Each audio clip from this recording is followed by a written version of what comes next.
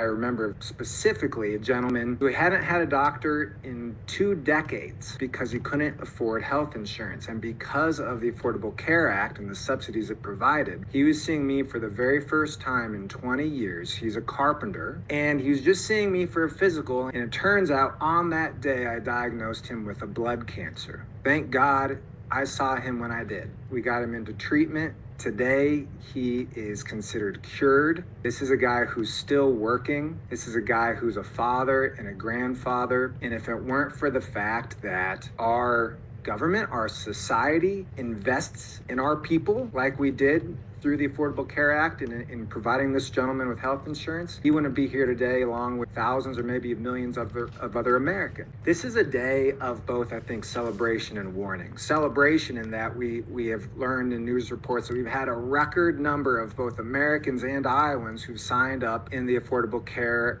Act marketplace. 133,000 Iowans. That's 133,000 people who probably wouldn't have health insurance otherwise. Because we're having a change of guard in Washington, there have been numerous threats that they're going to end the enhanced ACA subsidies that were enacted by the American Rescue Plan in 2021. It's really incumbent on us as a people to encourage the folks in Washington to continue to invest in us.